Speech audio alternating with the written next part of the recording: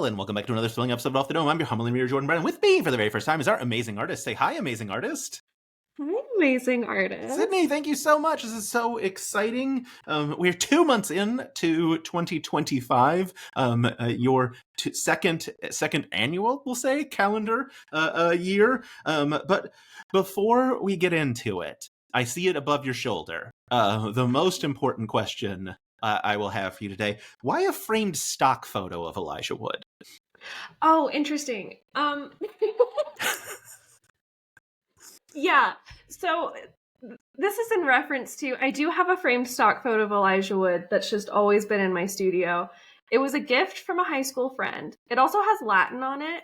I don't know. It was just like so our sense of humor at the time. She just thought that would be a fun thing to give me. And it was like one of my first items that I had to decorate like an apartment with. So it's just always been there. Incredible. I love it so much. I always like to start with a question so obscure that only you and I know what it's about. Just to really be off-putting to the audience right out of the gate. The other one I had was, do you still love butterfly clips in a major way? But I was like, will Sydney remember that Tumblr post from like 6 years ago? I scrolled so far back. Oh my God. I didn't, but I do. Great. I absolutely do still love butterfly clips in a major way. Yeah, it was. I mean, the post was literally Sydney Dean, and I'm here to say I love butterfly clips in a major way. And I was like, and then with like a drawing, like so you funny. With one, and then like a drawing of someone with a butterfly clip in their hair. It was a great post, and I was like, as I was writing down the question, I was like, this is gonna be too obscure. This is gonna be like, Anyway, this is exciting. You've done a lot of cool work, generally speaking. But like I said, I can see calendar above your shoulder. You've had 2 calendars now for Dimension 20, which is incredible. They're amazing. Everyone loves them. Everyone loves them universally. Obviously, it's why you got asked back for a second year. But how did that process come about? Who reaches out to be like, hey, will you draw us a calendar? I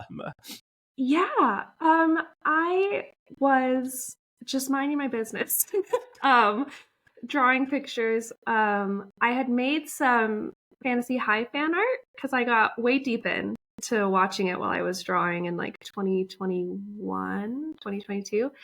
And it never got like any interaction from anyone official. I was just like posting my little drawings. But I got an email out of the blue from Randy, who's the head of merch at Dropout, asking if I could submit a portfolio of like basic like landscape and environment illustrations for a calendar project. And I screamed. I was so excited. I submitted the portfolio, was like pretty sure I wasn't going to get it. And they ended up going with me for it. And it was very exciting. And that was 2023 that I made the first calendar for 2024. And now I made a second one for 2025 that's out now. Yeah, and we were talking about it beforehand. We believe still available in the Dropout store and for a discount because it's February, it is February. Or whatever month it is when you're watching this. I remember when the calendar dropped last year, people were like, the amazing, because they aren't particularly expensive in terms of like calendar, and also like just like cut out that picture and you got just like beautiful art. 12 pieces of art. Is it 12 or is it 13? My brain immediately was like, it's 13. We that's did what I an thought. Extra month. So cool. How did you get to choose which seasons you wanted, or was it like we want we want Fantasy High, we want MisMag? How did that go? I think they provided me with the list of seasons, but I had a lot of freedom when it came to choosing scenes. They would sort of give me like prompts or like ideas of what they were thinking for the first one. And I would like run with that. And then for the second one, I sort of pitched the idea of having it be more character driven, because I think the concept for the first one was more just like the worlds or like the environments of Dimension 20. And for the second one, I just wanted to put all my little faves in there as much as possible. And so from there, I think I would pitch like a few scenes, and they would pick which one they thought would be best, and go from there. That's super cool. Yeah, I mean, obviously, like, two MisMags, right? We had MisMag season 1 for the first calendar, MisMag season 2 for the second calendar. And I mean, did they give you like, did you get to see episodes early? Like, how did you know what to draw for your MisMag season 2 calendar? Yeah, so I for the first calendar, no. And then the second one, I really wanted to be like as up to date as possible. With like whatever seasons were out when the calendar dropped, because we work on it pretty early. We start work on it like pretty much a year ahead of time. And I think I asked if like what seasons would be out by the time the calendar comes out, and was told it would be MisMag and Never Stop Blowing Up, which I hadn't seen yet. And the plan was to have a meeting with Sky, which I did, in which Sky would just try to like relay to me what happens in those seasons. And I was just flipping through my notebook, and I still have my pages of notes. It's chaos. Like, if you can imagine Sky trying to like verbally communicate the events of Never Stop Blowing Up. Impossible. So that, yeah. That you could draw a picture out of it. Like, it was a wonderful meeting. It was so much fun.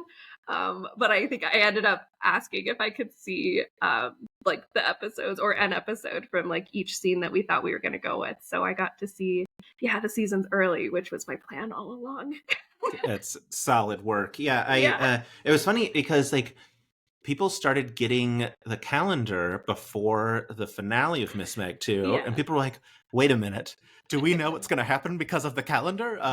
Which was like delightfully charming. Of the I don't want to say like the one time like Dropout merch ships early, but like it's very funny that like usually you don't have like merch shipping out that far in advance. But yeah, it's really cool. It also, I mean, besides being the both MisMags being stunningly beautiful, I have heard you had specific directions for MisMag drawing specifically, which was incorporate fuck TERFs as many times as possible. Yeah.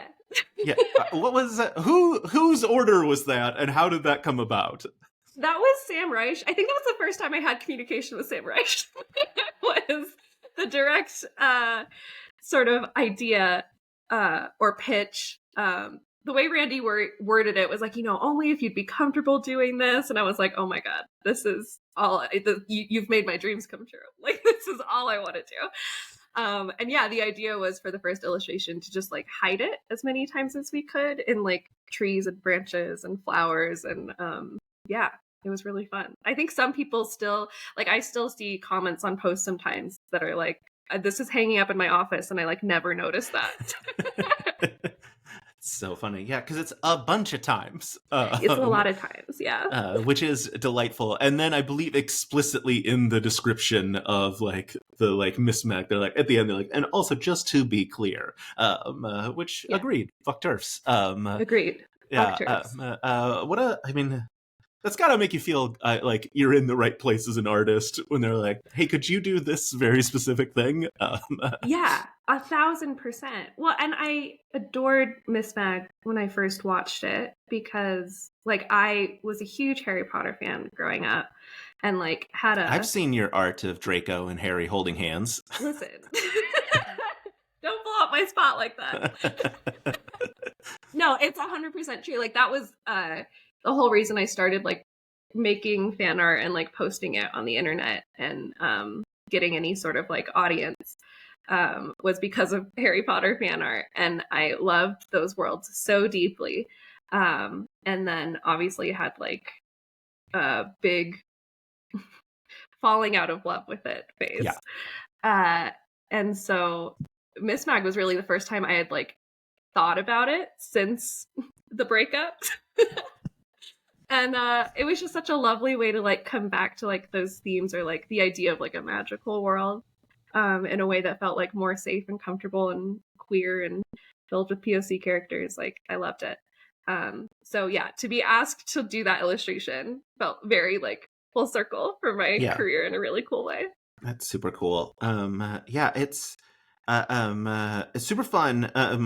Someone said, and I find this really to be true. I have a Patreon where I like let people suggest questions, and someone wanted to know like how you specifically choose perspective when you're drawing, because your like the framing of your art is so cinematic, and like how you like what is your process for that? That's a really good question. It is something I think a lot about. I'm trying to figure out how to describe this verbally.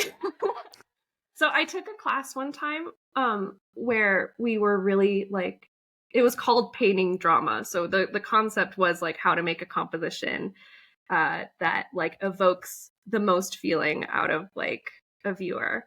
And a lot of it had to do with like leading the eye through different like basically if you look at like any one of my paintings or like most paintings, there's a swirl that happens. and the middle of the swirl is kind of like where you want the focus to be.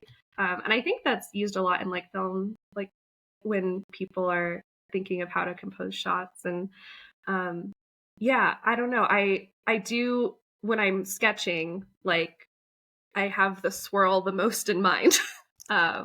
Like that's like the bare bones of it, and then obviously add all of like the painting and the detail and the color over top. That's super fun, and really cool. Yeah, I really like that question because I do like I don't understand how to draw, like I can't do it. So like it's like anytime I see anything that's like that looks like a thing, I'm like amazing. And so like especially with like your art, it is so cinematic. Looking at like going back through and looking at the calendar stuff was really just like it's like a punch of motion and excitement in each one, which is really cool. And thank you. Obviously, like MisMag was great. Your MisMag drawings, I should say, are great. Are there others? What other seasons were you like really excited when they were like this one too? Yeah. I was really excited about the Fantasy High illustration this year. Both of them. So I did a sophomore year one and a junior year one. Because those were like so character driven. There's one that's for sophomore year, it's all of the gang in the hang van. That was just like so fun. It felt like I was being paid to make fan art of these characters that I love very, very much and probably would be making fan art of anyways. So yeah, I was really excited to do that. My favorite non-intrepid hero season is Court of Fey and Flowers. So I was also really excited to do that one and there's a little Jeremy Renner in it. So that was fun. Amazing. Yeah. Oh man, someone just made a TikTok trailer of what the Green Hunter, is that what they call it? I saw that. I've been tagged in that 100,000 times. So it's fantastic. If you're watching this, you have to stop tagging me in that. I saw it. Free him. Yeah. That's so fun. You also obviously have really other cool stuff. How's Femme for Femme going? Yeah, I made a Femme for Femme sticker yesterday. It's delightful. Yeah. I like the gold. You also have some cool D&D stickers that various die and the things associated with them. Really cool. If folks wanted to get those things, how could they find out about them? They could totally check out any of my social media. I'm like at Sid Sketch on Instagram, or go to my website. I'm sydneydeanillustration.com, because I'm going to do a store drop soon there on February 28th. So that's so soon. That's so soon. Normally I save those kinds of plugs for the end, but also people on average watch about like 15-ish minutes of my interviews on YouTube. So like it feels like a smart thing to do earlier in the thing. One of the other is it? I don't know what month Stoats were. Stoats was one of the months. This month. It's this month. Yeah, it's February. Okay. I don't know the months either. Because like that's not something they tell me until I get the calendar, so I don't have them like super memorized. But yeah. Stoats was February. Stoats is also incredible. So much fun. I mean, do you want to like start some beef? What's more fun to draw, a Brennan season or an Abria season? Oh boy. With the knowledge that she might see this. He won't, but she might. So here's the thing. I have met Abria, and we did conspire to, like, my dream is to work on the projections one day. I would really love that. I would love to work with Ruby and Derek, and, like, I think that it's brought such a cool element to the show, and immediately, the second I met Abria, I was like, Court of Fane Flowers, season 2, please, me, consider. And we just, like, had dreams. Yeah. We discussed dreams and visions about that for a little bit. So I gotta say Bria. I would probably say that anyways, but yeah. Super fair. I do actually want to know about, I don't know how many times you've met Abria, but I have seen video of you meeting Abria once. And what is it like when Abria, and obviously Erica, so excited, but Abria's so excited, she stands up and shouts, "Everyone shut up," at everyone else in line, because you are showing, I'm assuming the hoopty is what you were showing them. Yes. How'd that feel? Yeah. Exciting. I hadn't, I'm in Colorado, so I haven't met anyone really. But they were, at this random small Colorado convention. And I was like, I should just go. I think I decided like day of, and I brought my iPad because I wanted to show them the hoopty. I had just finished the hoopty illustration, maybe a couple weeks before, so I knew they probably hadn't seen it. And I don't even think MisMag 2 had been announced yet. So I think that's why they were like so surprised to see like season 2 art being shown to them. But yeah, it's just the best. They have the best energy. Like, I just wish anytime I made a piece of art, I could like show it to Erica and Abria and just get that beautiful energy washing over me. It was the best. I love that so much. Yeah, no, MisMag hadn't been announced yet. It was one of the other like because folks like me have made not career, because this is not a career, but like a little sliver of the internet where we just really go nuts trying to figure out what's coming up. It was one of the things where I was like, all right, they've restocked MisMag merch. Erica and Abria are excited about a specific drawing. Like, it was, and we knew an Abria season was coming because I talked to Sky, and they were allowed to confirm that an Abria season was coming. I was like, it's got to be MisMag 2. It's got to be, which was exciting. And then like, I also, what are we in right? Oh, Dungeons and Drag Queens 2. I mean, that one wasn't as hard to predict because we knew it was coming, but that was in the trailer, right? Or it was in the it was in the coming up at some point on Dropout. Dungeons and Drag Queens 2 was on that list, and everyone got confused about when, and that part doesn't matter. Anyway, it was exciting to I've gotten the last 2 right. I'm not going to get the next one right, but what do you think the next one's going to be? I don't think it's going to be Intrepid Heroes because they filmed in November. Because Emily was talking about it on NADPOD that she and Allie had just gotten back to start playing Magic the Gathering again because they had been filming so much. So I don't think that's enough time for it to be. So I think it's something prior to that, which means it's not Intrepid Heroes, which means I have no guesses. Oh. I might know. Yeah. I was just sorry. Okay. Yeah. Yes. Super I thought fair. It was going to be Intrepid Heroes, but now that you're laying it out, I have a different theory that I can't share. But incredible. Sometimes I will say things and people are like, is this from insider information? I'm like, I wouldn't be saying it publicly if it was. I'm not going to burn bridges so that I can like get an extra 1,000 views, maybe on TikTok. Like, yeah, I was the worst when I got sent the episodes early. I was like, why did I want this? Because all I wanted to do was talk about it. Like, yeah, it was torturous to get yeah. to like watch Never Stop Blowing Up and just be like, I'm in this hell. I'm in this fever dream. This fever dream where I know what the best ever season of Dimension 20 is, and no one else can know. Yeah. Yeah, they used to send out episodes early, but like just like a couple of days to like a week at most. And they did that with the junior year premiere, and they sent it out a day early. And so I was watching it, and I had a similar reaction to a lot of people on the internet, where we were like, "Wait, did I just forget who Squeam is?" And the problem was I was watching it by myself and no one else was watching it. So I couldn't check in with like thousands of other people who were also having that exact moment. So I just had to like search Dimension 20 Squeam. And when nothing popped up, I was like, okay, there's not a wiki page. Dimension 20 fans don't miss a character. This is this is new. Got it. I get the bit we're doing. Okay. That's one of the things in these notes from Sky. The finale for junior year hadn't come out yet, and we hadn't decided what that illustration was going to be. And I just have underlined like 10 times that Sky mentioned that Squeam comes back.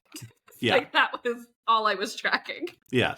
Important stuff. With a tray of cortados, and per Jesse Heron, I believe, who made the mini, they are tea-based lemon cortados.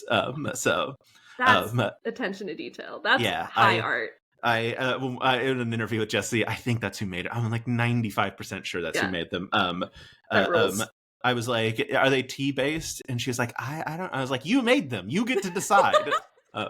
You get to she's like, then what is canon? She's like, and then yes, you brought tea based lemon cortados, which is obviously not a cortado. That's one of my favorite things in the world. How mad Siobhan got at them ordering a drink the wrong way. Delightful. God, I mean, I guess at this like a valid question. How did you get into Dimension 20? Like, what was your gateway into it? I have been a big McElroy fan for a really long time. So I got 20 Fungalore poster written in my notes. I'm ready to ask you about it. I had watched like I think there was a YouTube episode of Tiny Heist. Yep. And was just like kind of immediately charmed by everyone at the table. Like, obviously I knew I loved the McElroys, but I was like, what is this? This thing that they've created where there's minis and like just this whole new medium of like enjoying D&D, which I had fallen in love with through the Adventure Zone. I think I subscribed to Dropout so I could watch the rest of it, and the rest was history. I think as an artist, like if you can just have something to put on while you're drawing that's like, you know, there's visual interest and like that there's minis every other episode and now like projections and all that stuff. But it also can like, you can draw and get work done while exposition is happening. It was just the perfect thing to like binge all of while I was working. That's so cool. I very similar. I was a big McElroy fan first, and watched the first episode of Tiny Heist on YouTube. But unlike you, I was like, well, I guess I'll never see another episode because I'm not paying money. They can't trick me. And then a little while later, I started watching Fantasy High, and on YouTube the swears are bleeped out, and it turns out to see the rest of a series that you're really excited about, I don't care about paying for money. To see non-bleeped swears, 100% in. I was like, you can have as much money as you want. I cannot handle this. And then it was like $5 or whatever, and I was like, "Oh, great! This is so much cheaper than I expected." I do think like after I watched Tiny Heist, I went to Fantasy High next, and that they got me. I like vividly remember the episode where like all their parents are in danger, and Emily cries at the table, and like I was just so in love with this like. They do such a good job of mixing like empathy and like, you know, like jawbone scenes with Adine, like super poignant, like interesting, in-depth like character exploration with like idiocy, and I love that shit. Like, I just eat it up. It's so good. I say, my wife, the only season my wife has watched and enjoyed, Tiny Heist, because she also loves the McElroys. Oh, So, hell yeah. Oh man, Justin's Rick Diggins is one of the greatest characters ever created. It's just, it's so good. It's so good it should be criminal. But yes, speaking of McElroys, you drew a 20 Fungalore poster. It's so cool. I've still I haven't switched over yet. My profile, I think, everywhere says like Dr. Dropout heard your wish. And awesome. And I was like, I just don't want to change it. Although now I can't remember what this year is, because in my brain it's the tummy buddy. Yeah, I can't ever forget tummy buddy life. Yeah. I know it's not that one. I feel like they're gonna experience this problem. Yes. Consistently. Yeah. But yeah, how did that come about? How did you get to draw the tail end of the Fungalore tour? So on the McElroy website, they have all these emails that you can reach out to for like business inquiries. And like once a year since maybe 2017, I was emailing like, I would love to draw something for you. And then this year I reached out to Kate May and was like, hey, Kate, we're friends. I know you've worked with the McElroys. Like, how'd you do that? And they were just a total sweetheart and helped me get into contact with the merch person, McKay, with the McElroys. And yeah, I made the 20 Fungalore poster for their last 3 shows of 2024. It was so much fun. They were a dream to work with. Like, it was awesome. They sent one to me that was signed with nice little notes. Very cool. I know. I love that. Yeah, 20 Fungalore is such a good. It was perfect. It was a perfect naming of the year. And that's super cool. Yeah, I will also say, like, periodically people ask me, because like I have this very weird channel. Like I said, like literally I'm interviewing Danny Carr from Critical Role later today. I talked to Tamara Levine, director of Very Important People, yesterday. Like, it's a very weird thing, and people are like, "How did you do it?" And I'm like, "Hey, you just gotta know people at some like." You got to make contact with people. Yeah. But like that, like not knowing, like, it's not that you have to, it's not that you have to be a Nepo baby and like know someone prior, because I didn't know anyone, but I just kept like connecting dots of like once I landed a Sam interview, then every intro I never had to make after that was like, I've interviewed Sam, so that people would be like, well, he must be legit. There's credibility there. But yeah, I love that Kate helped you connect. Kate's the best. Yeah, so kind. I ask Kate a million questions all the time, and they are always really sweet and helpful. Yes. I have some Kate May art in that closet because I don't own enough frames to hang it on the wall yet. But it's there, and I'm excited about it. It's a little goblin man. Incredible. It's because they were at Gen Con this last year. I think that's right. But yeah, it's the McElroy thing is super cool. It was also a really cool poster, just generally speaking. It's one of those, like, I don't know if you can see, like, I have some NADPOD posters up here. Oh, I love that. I've always loved that one with the dragon. I want it very badly. I have another one over there that I'm not going to move my camera because then everything gets wonky. But I have 3 hanging, and I have one that I haven't hung up yet because I go to a lot of their shows, as it turns out. It became a weird tradition. It was a weird thing where, like, it was I live in Austin, They came to Austin and to Dallas, so I went to both of those shows. But they had one poster for those shows. But so I got that one, and then I happened to be in New York for work the week they were in New York, and I was like, well, I gotta go. You simply have to at that point. Yeah, I mean, it's fate. So then the Savannah show, which was I don't know if you listened to NADPOD or not, but I do. I've only listened to campaign 1, and then the Dungeon Court, and also Hot Boy Summer. Gotcha. But the other ones I'm still catching up on. Yeah. Well, at some point, I don't know, at some point in 2020, when like everything is locked down, Emily starts talking about a restaurant in Savannah that has Red Bull margaritas, and it's Jalapenos, I believe is the name of the restaurant. And so they're like, when we can do live shows again, we're going to rent out a Jalapenos. And obviously they didn't, but they were in Savannah and they had Jalapenos deliver Red Bull margaritas to them, and they drank them on stage in like this like lovely little theater. And it was just, it was rules. It was one of those things where like, it was like, I was like, well, I gotta go to this show. This is the show that was promised. Like this was this is the 2020 promise. When we're back, like doing live shows, we'll come to Savannah. And then that one in the corner is the 5-year anniversary show at Carnegie Hall that has like all the characters on it. So cool. That one was very silly because people on the internet paid for me to go. So sometimes you beg people for strangers for money, and they do it, and it works. I wore a tuxedo to that one. It was very fun. That's awesome. But yeah, I guess this is a sort of a transition. Is there any is there like a dream? Not dream, like because obviously like you've gotten to draw for a bunch of really cool people, but like, is there like someone out there that you're like, that's the one I want? It's like I want to draw a NADPOD poster, or like what's on your list? That. Yeah, NADPOD's definitely next on the list. I would really love to work with them. Worlds Beyond Number, I'm also not caught up on, but I'm in it right now, and I would love to work with them too.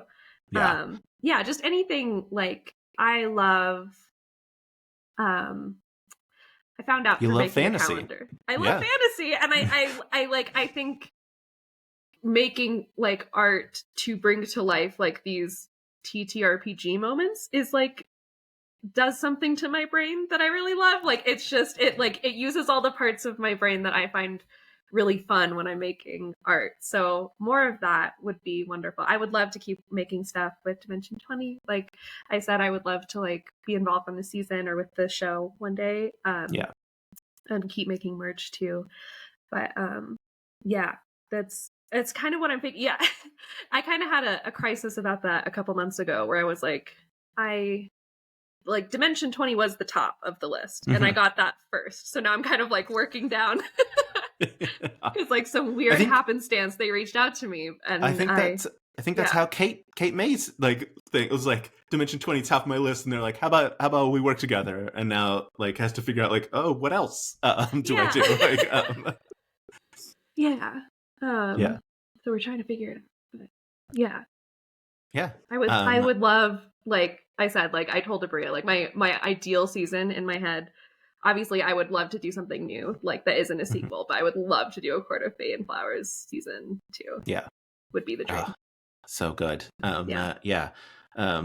It's so good. And obviously like Worlds Beyond Number, it's too good. And it upsets me. It's like maddening. Yeah. Yes. Like every bit of it is so good. Like beyond just like Brennan's world building. Like obviously we're going to get into an Abria season here. I think this year. I'm not 100%. They have said this year, but they haven't finished recording the arc that they are currently on yet. So I'm just saying, it's February. But like getting like Brennan's world building is obviously incredible, but like Abria and Erica and Lou have made such interesting, complex characters that I am so in love with. Just like the splitting the party a thing. Obviously, like you don't do in D&D, but for them, they're like, it'll be fine. Brennan will we'll figure this out. And just like such like I've talked about this with other folks somewhere, but like the inter-party conflict that at 99% of tables would be a disaster and is so good because they are so not only so talented but also so trusting that like it's not going to break bad is that's next level. It's just like a gift to be able to see people like top of their game role players like execute things like you said that at any other table would be a disaster, but because they've like built that trust and like that skill level and like that empathy that you need for that kind of role play, like it's just a gift to be able to consume it. Yeah, and then obviously you got Taylor and Jared making magic with the music and sound, and like I remember early in the days someone said like it's like listening to NPR but for like fantasy actual play, and it's like it's because you are just like transported into the world. It's I am current on NADPOD and Worlds Beyond Number. I am. That's exciting. But I am 130 episodes behind on Critical Role, so I am a little bit backlogged on that one. I have never watched Critical Role. That's one I should dive into, but feels daunting. It is incredibly daunting because every week you fall another 4 to 5 hours behind if you aren't like constantly consuming. Or in the case of the finale, 8 hours behind. They had a full work schedule. They had a full work day for folks to watch the finale. I just saw Abria in New York. I was there for work. You know this. I'm explaining to folks. You know this because we were doing the weirdest time zone math. Because you're in Mountain. I'm normally in Central, but I was in Eastern trying to figure out like how to make sure that I was going to be in like that when I added it to my calendar, it would be right when I got home. But I saw her at 20-Sided Tavern, and we were I was talking to her about Critical Role, and I was like, "Yeah, I'm 130 episodes behind. I'm on 132 of campaign 2." And she's like, "Yeah, you have so much left." I was like, "I know." Just like there's a random episode in campaign 2 where it's 5.5 hours long. It's not the finale. It's not anything special. It's just they're playing like unlike Worlds Beyond Number or Dimension 20 or even NADPOD, like there's such little editing, and they're playing like not real D&D, but like like they're rolling on tables to be like, all right, is there an encounter today? And they rolled poorly, and then it was a 5-hour encounter. Wow. And I was just like when I queued that episode up, I was just like, come on, I don't have time for this. Which is why I've fallen woefully behind. But it's Anyway, have you watched any of Critical Role? Have you seen like Brennan's or Abria's stuff, or is it no? I've seen clips of it. But it looks incredible. I want to catch up on it just so I can get to those seasons. I would say like the Brennan's Calamity run takes place thousands of years before the like the campaign that they're in. So like there are a couple of like named references that like connect, but I've told this to people like Lou and Luis clearly didn't understand those references, so like if you go into it you can just watch it without having seen anything else, and you will be like some of the players at the table, like Abria, Marisha, Sam and Travis all like locked in when like Brendan said a specific name, but like Lou and Luis were just like, wait, what's happening? Which is delightful. I feel like I'm like that in my own D&D game a lot of the time, because I have the worst memory. I have my notebook here, where literally like I was playing like a couple of weeks ago, and I said, I just have a note that says, and then I read what the note was, and I was like, I don't know what it's in reference to, and I'm the DM, so I really need to know. But it's super fun. All right. I have other questions that aren't just me rambling about other things. And now I'm trying to find them on my list. Oh, Reverie Puzzle. It's so cool. The only thing that I'm annoyed about is there's just one. and it feels like it should be a series. There is there's another one coming out, I think this summer. Amazing. That I finished. Yeah, can you tell folks about the Reverie puzzle for people that haven't seen it? So Reverie Puzzles is like a boutique puzzle company. They make really beautiful, like huge puzzles, like all themed around reading. And the one that I made with them is of me and my dog in a rainbow library. And it's like genuinely a fun puzzle to put together because there's a lot of like gradients and rainbows and stuff. So I don't know. I think it's cool, and I think you should buy one. Yeah, it's very cool. It's super beautiful. It's you on like a ladder in like a library with your dog. I also love that on your website you have the reference picture of you on a step ladder in front of nothing. So There's good. A lot of those for the calendar too, of me like trying to hold a dagger or like trying to like various poses as different characters, because I don't have a full understanding of anatomy if I don't take a picture of myself doing it. Yeah. Let's run. How's the dagger collection? Is it good? You got enough to choose from, or? Yeah, I'm usually holding like a hairbrush. Fair. Yeah, so it doesn't look super dope. Yeah, I think if I were to start collecting daggers, that would sort of help me take more reference pictures because it would be more fun because I would look more cool. Yeah, that would be. I mean, that's good social media stuff. Just like you with daggers. I think agree. they let the. Did they allow daggers on Instagram? I don't know what the rules are anywhere. They should. God, what was it? Made a TikTok video not that long ago where I was doing this like a sketch where I was both parts, and it was supposed to be like a time travel thing, and then I had a knife and I was going to murder the other version of myself, and someone commented, they're like, "Can you put a knife on TikTok?"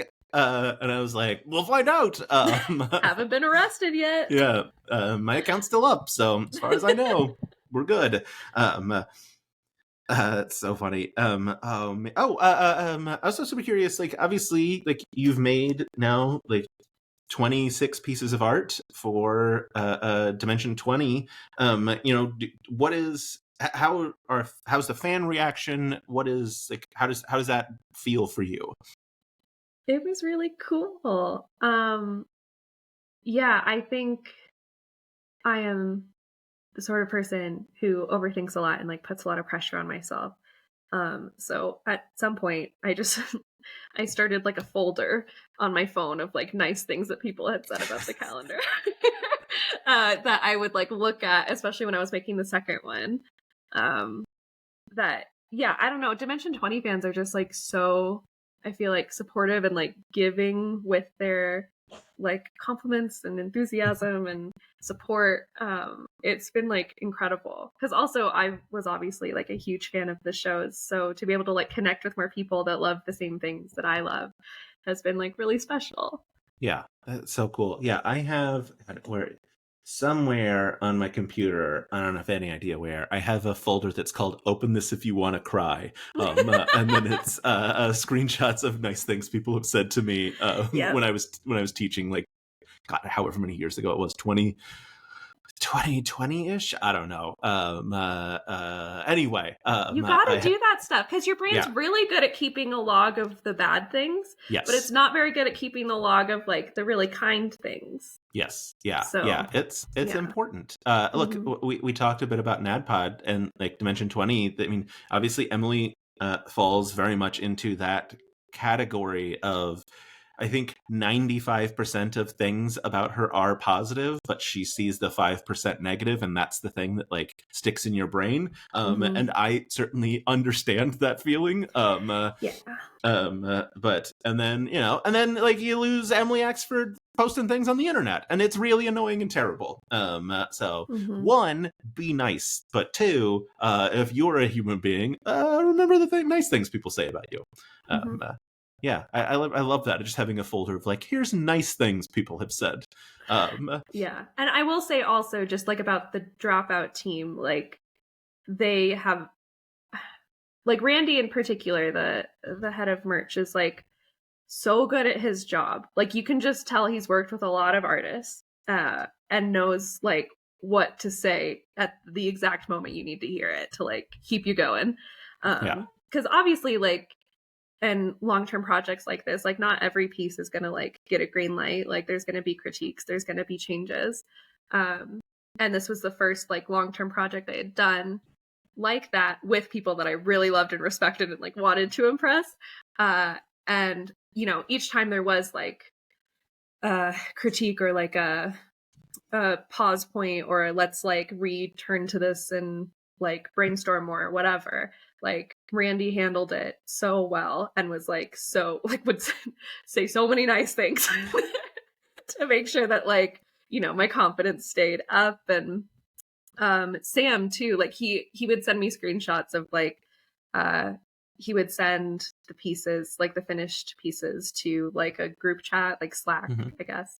And Sam would always say really nice things, and Randy would always send them to me because I think he knew that I needed to see them.